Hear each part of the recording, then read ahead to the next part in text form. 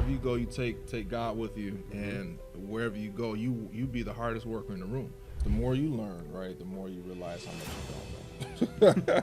Always be a student of the game. The person that you married 5 years ago, 10 years ago is actually a different person because they've grown. We was never made to be stagnant. When God calls you to it, he puts the wind of heaven at your back. Love God and love people. And when you tap into those two things, which is essentially, you honor your faith, you honor God, and you make a difference in the world, those two, you would be infinitely happy.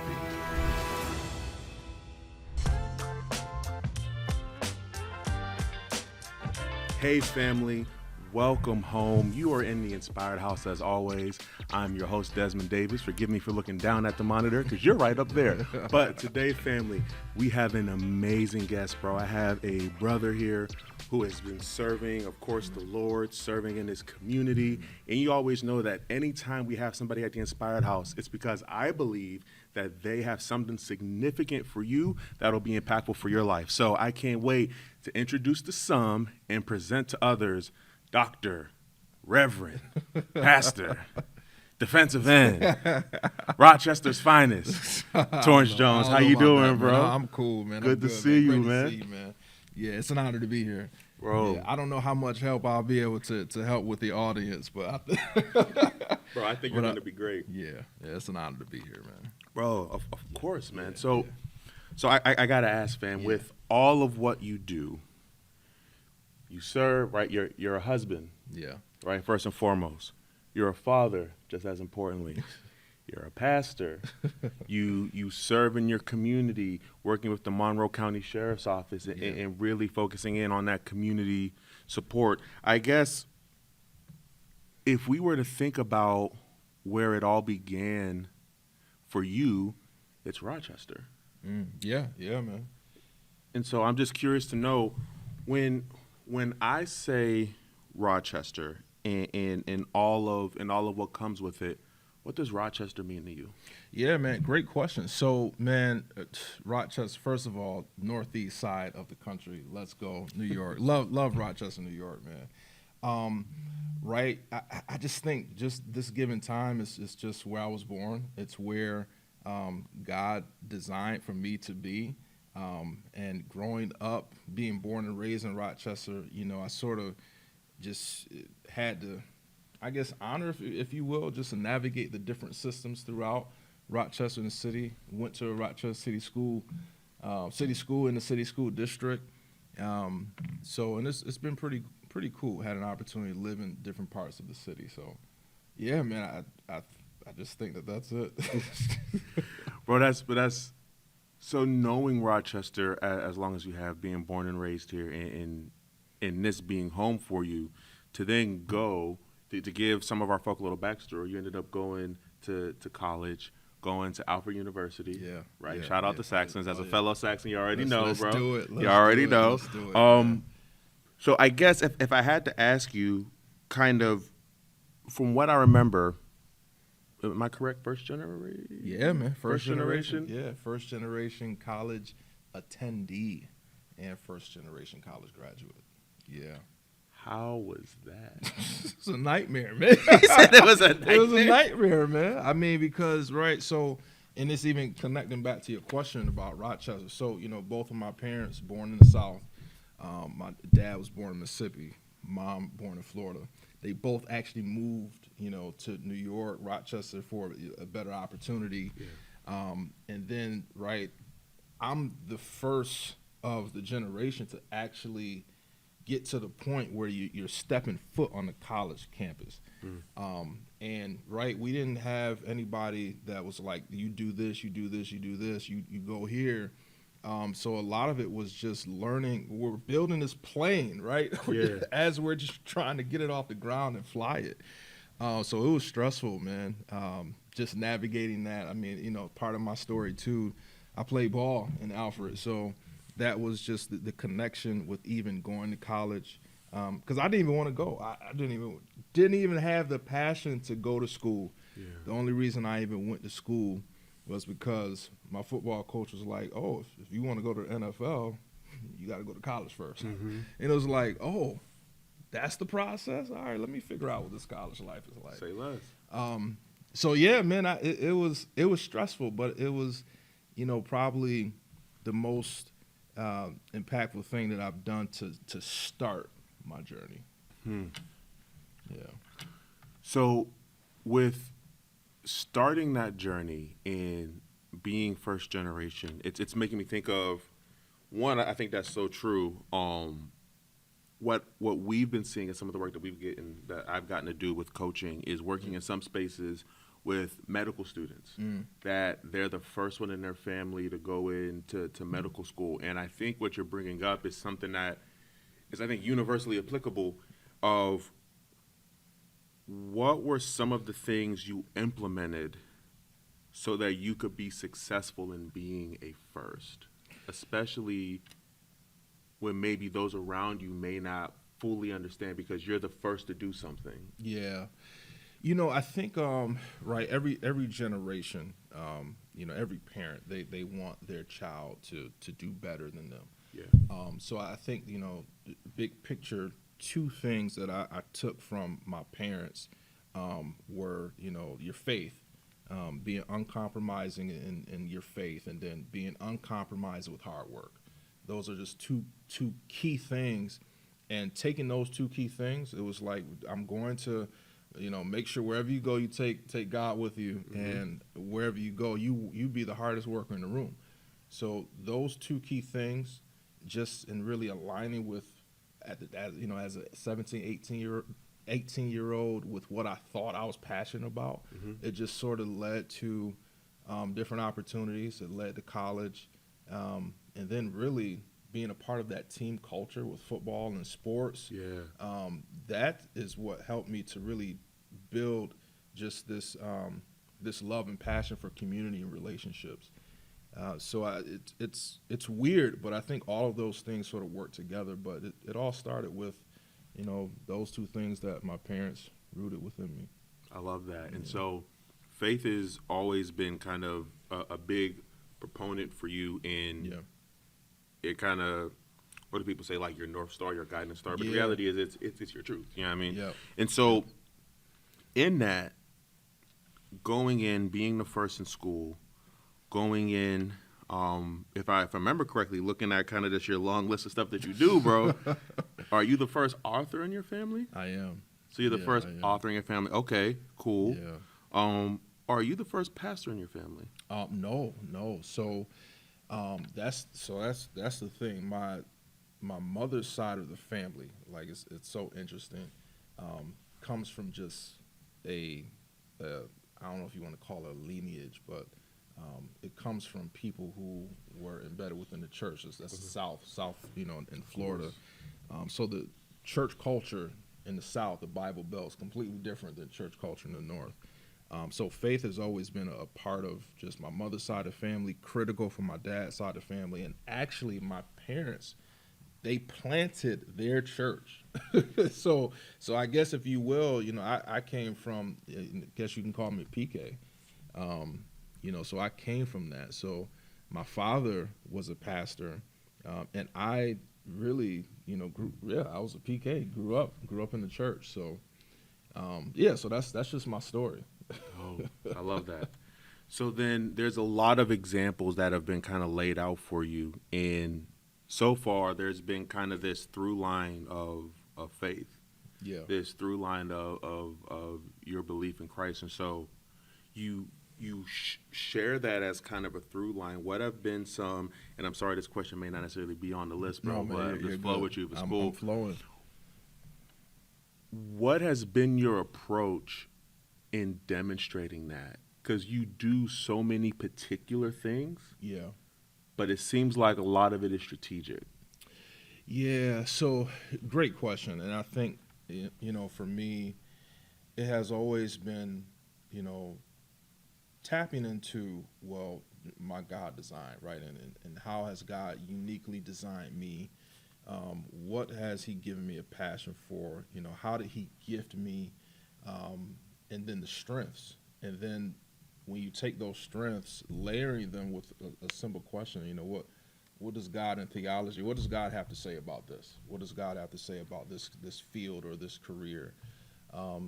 So yeah, I think for me, just having a passion for different things, such as education. When I was young, they had this jurist and law and government portion in my high school. So I was always, I just had a fascination of being a defense attorney when I was in high school. Never got to that point, but and now it's like, well, what does God have to say about law and government? So it's looking at those interests, and then just having an intersectionality of faith and those interests and those gifts. And yeah, they'll take you wherever you need to go, man. So, bro, so that's facts. So then when was the real kind of realization? Because when I think of people who are listening, I think now we're becoming more quote unquote purpose aware, right? As a society, whether it's the realization of I know what my purpose is, or the realization of I have no clue what my purpose is. But people, I think, are now becoming more purpose aware, and I think ever before, and being intentional with that. So for you, with all of these things and using the term intersectionality of how you've intersected, what does God have to say in all of these areas in which I find myself functioning in, was that something that you just stumbled across? Was there steps that you took to see that there was alignment? How did that work out for you? Yeah, great question, man. It's actually it's a deep question, right? So I'll use an example. Some people in life, they have this calling from God where it's like David, where it's like God called David. David knew at 18 years old that he would be a king someday. That's not my calling. I have probably more of a Peter calling where, Jesus found Peter fishing, and Jesus said, "Follow me and I will make you fishers of people." So for me, it wasn't I knew when I was young exactly what I was being called to do. It was the more I followed Jesus, the more my calling became clear by and by, year over year, season over season. So that was sort of me. And, and even though, my parents, they brought me up within the church, right? I think one of the similarities between growing up in the church and not is that you're still embedded within this world, right? We go to the same schools. You're still impacted by the reality of society. So I really did have to, find God and faith in my own type of way. And what really hit for me was in college. There was a space in college where, I'm just like, I really don't know what I want to do outside of play ball. I want to play football. That's it. And when you get to 12th, or not 12th, but when you become a senior and you realize, okay, well, maybe the NFL might not, that might not be my next step. Yeah. It's like, oh, what do I do? What do I do next? And I just remember graduating and just not really knowing what to do from there. I had this bachelor's in business, and I was like, man, what do I do? The reality of having, business student loans that quadrupled what you would get when you first came out of college. Talk about it, That bro. was just my reality. And then even my first job outside of college, hear me, I made $24,000 a year. Get that, outside of college, right? So for me, it was a real question of what's next? Really what's next? I thought business would be successful. Yeah. But what's next? So it clicked. And this was obviously in discernment, just speaking with my pastor, going to the local church. It was revealed that if I put God first, then he'll make the entire world my workplace. So I had an option. I could have either went back to school and got my MBA, or I could have went back to school and got a theological studies degree. The MBA, right, projection trends, you'll make triple the amount that you would with a theology degree, Mm-hmm. projection. So I had a real thing to make. The transition for me was, well, let me follow this God design, what He's gifted me and passionate me to do and study, as opposed to chasing what I thought money would bring in or what success would bring in. So I went to seminary instead of getting my MBA, and immediately after seminary, an opportunity opened up, chaplaincy at the Monroe County Jail. And it's like, wow, all of this is starting to make sense now, where I have an opportunity to tap in, to build community, to help others that are in their lowest parts of life sort of find purpose, and discover hope. I have that opportunity, the same things I was doing on the football field, building community, but now I have the opportunity to do it in a fresh and innovative way. And now that business degree that I thought that I actually needed brings in a lot less, right? And it's not about the money, but just, chasing purpose and chasing passion. So yeah, a lot of things really began to click for me when I had got out of college. Bro, I love that, because with all of what you're saying, it's making me think of I've been in this book called like Godly Ambition, right? Okay. And it's talking about the difference between having selfish ambition and godly ambition, and how a lot of times we hear the word ambition and we assume that any ambition, especially when it comes to faith, it's like if you're ambitious, then you're doing things from a fleshly place. You're doing things from a carnal place. And what it sounded like to me, bro, is you were kind of in that space of like, I can lean on myself and bet on myself and do the whole like, let me do the business thing because I know if I get a business degree, I'll do this. Or I can lean on God. And I can be ambitious about the things of God and how He's designed me and stuff. And so when you said right after you graduated, you kind of came into this chaplaincy thing. And I think that's amazing. My question is, when it comes to chaplaincy and working particularly here in your home city, right? Yeah. And we see oftentimes sort of the struggles of communities and policing and all of that. What was your path? What was your piece in kind of going into that and knowing it was a God thing? Yeah, man. I think for me, it was understanding that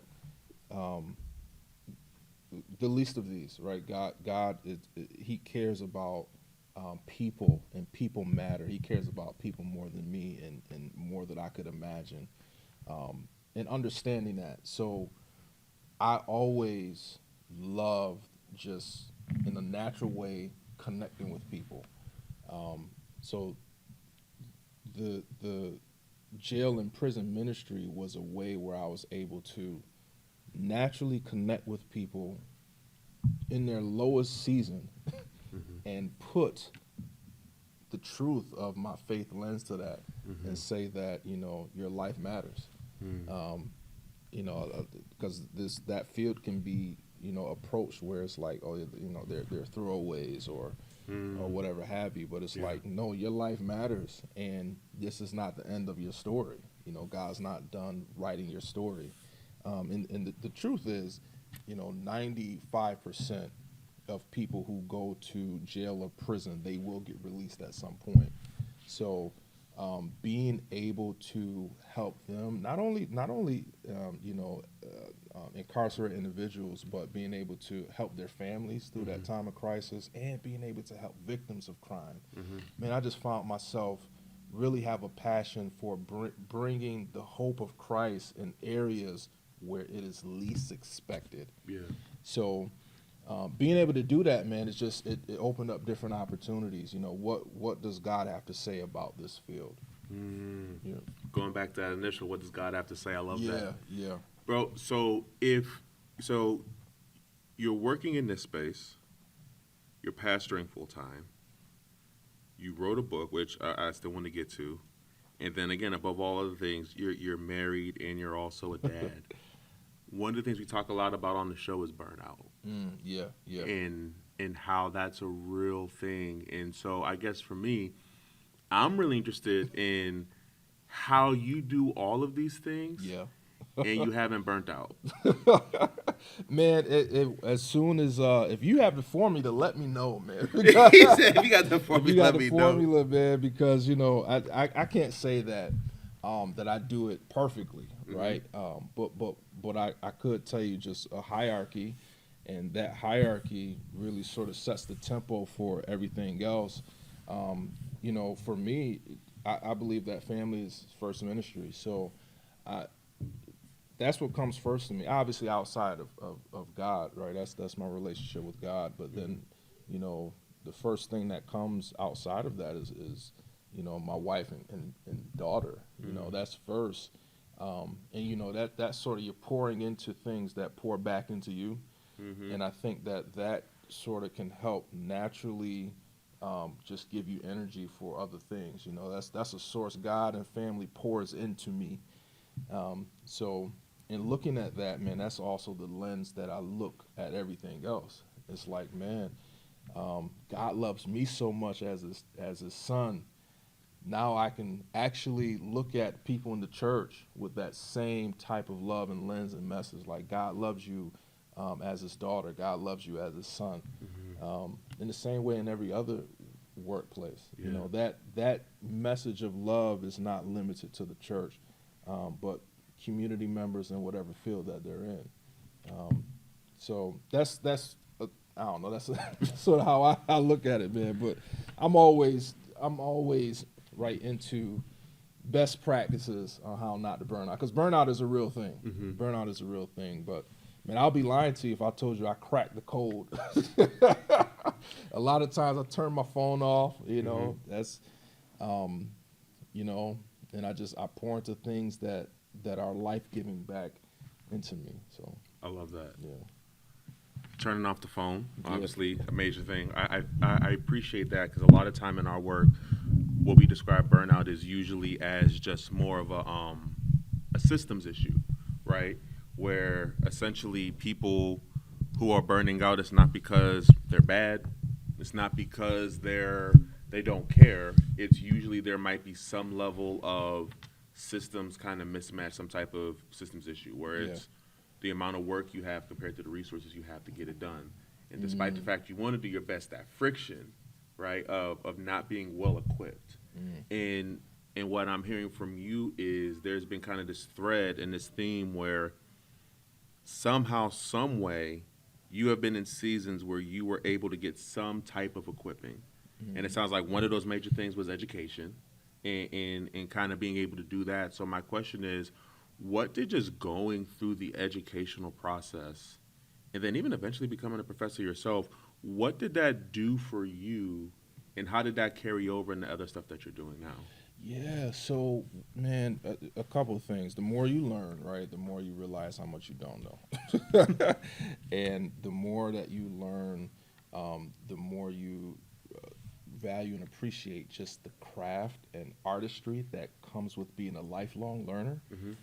So I think, education for me, right, it built just some important systems within my life to be able to, humbly say I don't know it all, but I'm willing to try my best to figure this out, to think outside the box, to think critically, to put the right systems in place that work for me, working easier and not harder.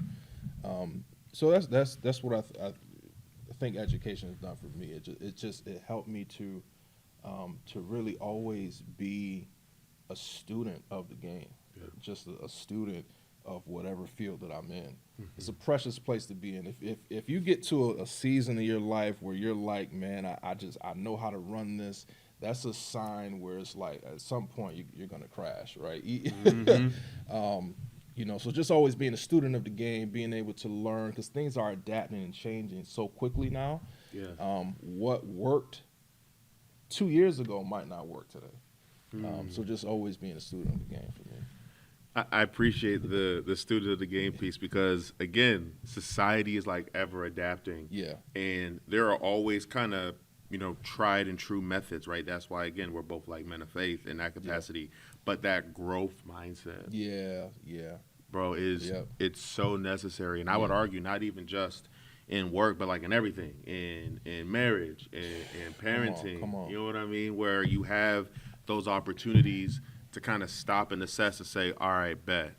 I did this before and it worked before, but now it's not working now. What's going on? Come on. And I think sometimes, especially when we're in work and we're in spaces that uniquely requires us to interact with people, Yeah. sometimes on their good days, but sometimes, usually, especially as a pastor, right, especially when dealing with crisis, especially when you might have to give some bad news in the education field or whatever, when you're catching people on their bad days, there has to be kind of this ability to kind of sit and adapt and practice what I always call just like curiosity. I always argue that one of the greatest tools we were given, we got when we were kids, and that was just to be curious. You know, Yeah.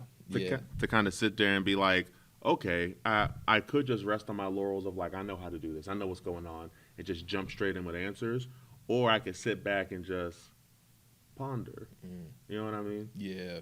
I love that, man. I think just you hit it on the head where it's just this ideology of growth. It's beautiful how God created a system of life and time where you're constantly growing in every season. And man, when you talk about that thing about marriage, man, that's a whole nother podcast talk just related to growth, man. Because it's like one of the problems is you get to a season of marriage and you're like, well, you changed. And it's like, well, people are supposed to. Yeah. Like the person that you married 5 years ago, 10 years ago is actually a different person because they've grown. They should have grown at least. And just your life experiences are what you're exposed to. So the beauty of it is, and which could help for longevity, I tell my wife, it's like, I got a new girlfriend at that, another 5 years. I got a new girlfriend 10 years from now, so it's like challenging yourself to really, you got to relearn certain aspects. The core values obviously stay the same. Yeah. But you're learning and you're growing together and you're trying to figure it out. Like we was never made to be stagnant. And now stepping outside of marriage, right? In the workplace, you're never made to be stagnant. You're always made to constantly grow and to figure it out. And that's the beauty of it. It's the beauty of, God just, helping your mind just become stronger. So yeah, that's the beauty of just journeying through life. It's growth. Hey family, I hope you've been loving the conversation so far. Now, you already know at the Inspired House, we got your back. We're here to help you beat burnout. We're here to help you be your best self. Ultimately, we're just trying to help you feel good. But you know what goes a long way in somebody feeling good? It's looking good. And that's why we're really excited for the sponsor of today's episode, Purpose Grooming Lounge, right here in Rochester, New York.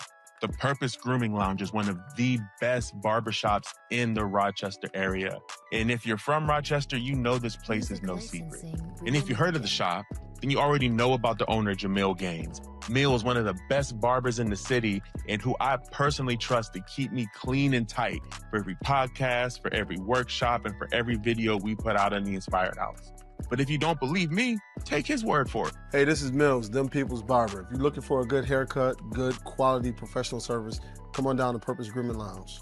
Hey, shout out to Mills and all the barbers at the Purpose Grooming Lounge. Check them out at 6 Atlas Street, Rochester, New York. And if you go in and decide to get a 90s high top fade like me, just tell them the Inspired House sent you. Back to the show.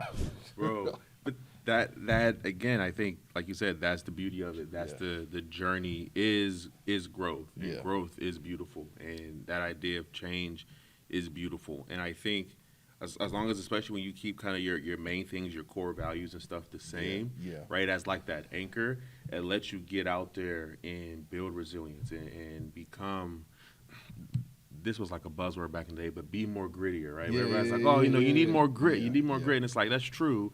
And you also got to be anchored in something so that when you're out there and if you're like, this isn't it, you can come back to shore. So you've been in the education space for a while. From that came the book. And what was the inspiration behind becoming an author in writing specifically about that, especially for Black leaders, Black educators, Yeah. in them type of spaces? What motivated that? Yeah, so a lot of that came out of my dissertation research, and the whole idea behind your dissertation is essentially you're a creator of knowledge. You're researching something that has not been looked at before. So for me, I researched leadership and theology, and in looking at those two different areas, right? You have leadership principles, practices, styles, processes, and then you have theology. But it's like, well, how do how does culture and theology and leadership, what do these three worlds have to say to one another? How do they communicate with one another? And for mine, one of the areas that has not been in-depthly researched was, well, if you combine those three, those who are in American society that identify as Black, those leaders who are also Christian. So the book really came out of an area of study that has not been empirically studied. So now when I was in it and I researched, I was like, man, this got to be put out. Like this got to be, put into a book, those experiences. So that's what inspired really the idea behind putting the book out there. And yeah, what does leadership look like through the lens of being Black and through the lens of also being Christian? And there was a lot of interesting findings through that. And yeah, it's just a good plug. I think that if anybody is interested in sort of understanding how do the world of theology and leadership reconcile themselves, specifically related to Black culture, it's an interesting read. Bro, I couldn't agree more, because I think a lot of times when we see folk and when we think of stuff like theology or the Christian faith and what it means to be Black, there has been a major wave, and I don't want to say a trend because it's been around for a while, where there's kind of this disputing and this pushing away of the faith, right? Uniquely within the Christian lens in America with slavery and everything else. But to see someone who's willing to take that and be like, actually, fam, like, there are those who are walking in the faith, who are men and women of color, who are leading and doing amazing work, and their faith is uniquely tied into what they do. Yeah. And is honestly probably a byproduct of why they do what they do, right? Like, not to get too churchy, but like, I believe it was Paul or Peter who said, I am what I am by the grace of God. Yeah. To see that and to put that in a book, especially in times like today, bro. Yeah. That's kind of a bold move. Yeah, it is, right? So, and it is a bold move, especially in today's era, but at the same time, it's a faithful move, because Jesus, right, was the minority at his time. And I don't think that that's really looked at. Jesus had to reconcile the same type of experiences, because Jews were not the majority at the time. When you had this big Roman government, Roman Empire, the Jews were still in a place where they had not, completely reclaimed everything within Jerusalem. They was under Roman government.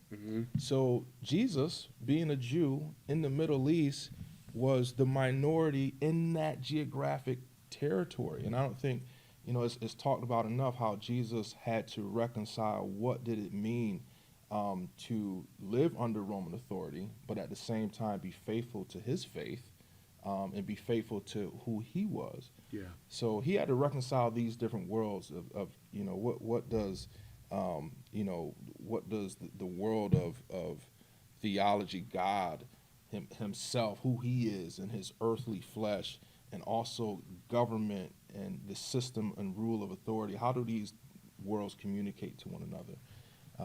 So it can be a little, I guess, different when you're talking about it today, but at the same time, it's a faithful assessment of navigating society. Keyword, I think, is definitely faithful, because again, it's definitely a work and a step of faith. And so when you put out work like that, and now you're putting out your work, you're putting out your research, you're putting out kind of what you've studied, and not only does it make it open for feedback and praise, but also critique, right? Right. And just with the book, there becomes kind of an even bigger lens on you. And when we're in times that we're in now, where there is this major kind of distrust of government, right? Where there's this major distrust of leaders, right? Yeah. Some fair, some unfair, right? But you're still put in that kind of, for lack of better words, that hot seat. How do you manage that? Yeah, that's a great question. So something interesting that came out within the research, all of these leaders that I interviewed, they said the same exact, they came to the same conclusion of what was the most important, and it was their faith. Their faith within Jesus, their faith within God is what actually helped them navigate the workplace. And this was different workplaces, some in the medical field, some in higher education, some in law, the various different workplaces. They said that their faith came first. And I would make the same argument that Jesus articulated the very same thing when he was physically navigating the earth 2,000 years ago, was that faith came first. And he was very intentional about saying that he did not come to do away with the law, right? He came to fulfill the law. He was very intentional about saying, give unto Caesar what's Caesar's. So it's almost like, Jesus was saying, don't really get caught up into, the ugliness of what, the political regimen could want you to get caught up into, right? Don't get me wrong. You bring truth to power when necessary. You speak truth to power when necessary, no matter who or what government is in place. But at the same time, don't lose sight of the big picture. And the big picture is anchoring yourself in God's truth and God's order. So I think when you're able to anchor yourself in that, everything else can be looked at through the lens of your faith. Bro, that is good. Kind of circling back to that anchor point with the launch of the church. Yeah. Right, with 413. I had the privilege of being able to kind of sit a little bit behind the scenes and track along with you with the steps that y'all were taking and everything. And bro, that was a lot of work. Man, that was a lot of bro, we're side question. Yeah, I want to ask. I have to make sure I get both of us in here. Yeah, you good. What was a harder task, launching the book or launching the church? Let me first preface it by saying this: we're having a lot of fun, man. We're having a lot of fun. I need to throw the goodness out there first. We really are. We're having a phenomenal time. If I could just be real about church planting, it's tough. It's so tough to where it's for people who know about church planting, it's why would you do it? You're crazy to want to do. That's how challenging it is. You could only do that if God has called you to do that. You should only do that, right? Because you're. And here's the reason why. Anybody who is they're entrepreneurial and they want to launch their own thing, they would tell you that being an entrepreneur is actually more challenging than a 9-to-5 because you're not working 8 hours. You're working 24 hours a day, as an entrepreneur. So imagine when you're planting in today's society, you want the excellence of being legally established. You want the excellence of making sure that the systems and stuff is in place for a church. That's another dimension of church that not a lot of people know. But you want the excellence of that, and it takes an entrepreneurial mindset and drive and passion to do that. Now, that's one. Layer that on top of the reality that the enemy don't want you here. Bro. So you have to layer the grit of planting, being entrepreneurial minded, building relationships, being a hustler, going out there on top of the spiritual warfare that the enemy doesn't want you there. That's what makes it tough, because when you combine those two together, it's like the only way it makes sense to go in this direction is if God is calling you to the direction, right? And when God calls you to it, I don't want to make it sound like, this is like it's the worst thing in the world. But when he calls you to it, he puts the wind of heaven at your back, right? He pours into you. He consistently makes sure that because he's the one that builds his church, so he's going to sustain you.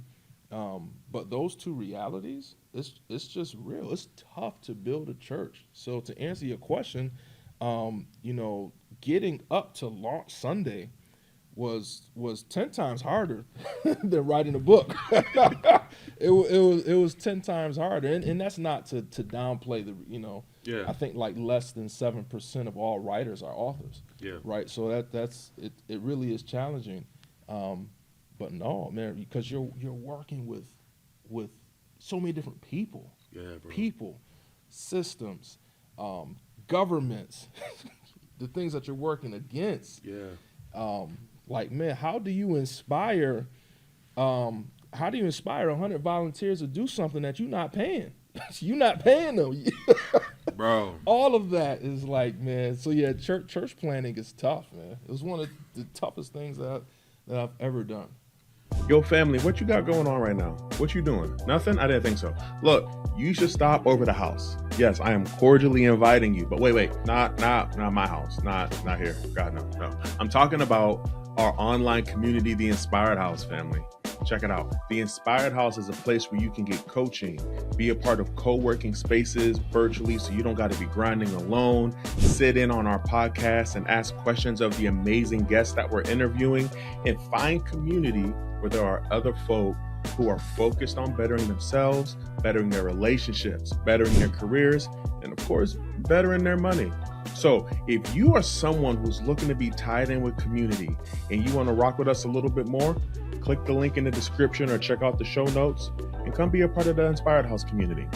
Welcome home. Was there ever a moment when you were going through this process? Did you ever have a night where you just doubted? Come on, man. This wasn't it. Well, absolutely, man. Because,